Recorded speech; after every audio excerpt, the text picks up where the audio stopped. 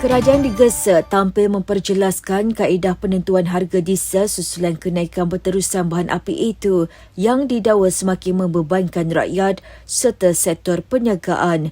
Setiausaha Agung Perikatan Nasional PN Datuk Seri Taqiyuddin Hassan berkata, harga diesel di Semenanjung Malaysia yang sebelum ini meningkat kepada RM5.52 seliter dijangka terus naik sehingga mencecah RM6.2 seliter.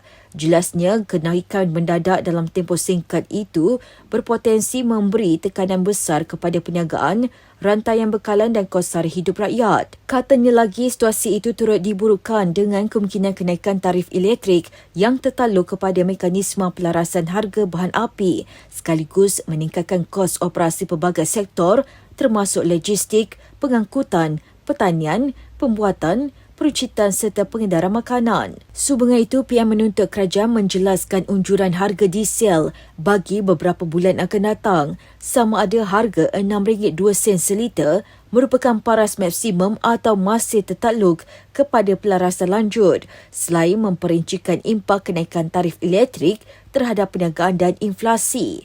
Dalam pada itu, PN turut mencadangkan supaya kerajaan mempertimbangkan pelaksanaan cukai durian runtuh atau cukai tenaga sementara ke atas industri minyak dan gas berikutan keuntungan tinggi yang dinikmati susulan harga tenaga global. Langkah itu katanya boleh membantu kerajaan menyediakan subsidi pelepasan cukai atau insentif kos bagi mengawal kesan kenaikan harga bahan api terhadap ekonomi keseluruhan.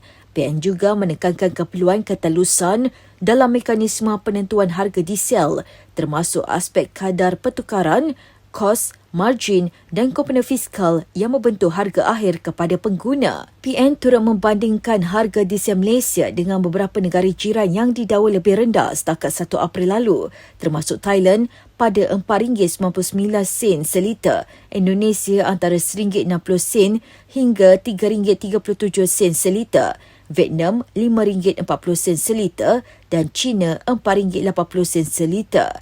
Menurut PN, jika harga diesel tempatan benar-benar mencecah RM6.2 seliter, Malaysia berisiko menjadi antara negara dengan harga diesel tertinggi di rantau ini walaupun merupakan negara pengeluar minyak dan gas.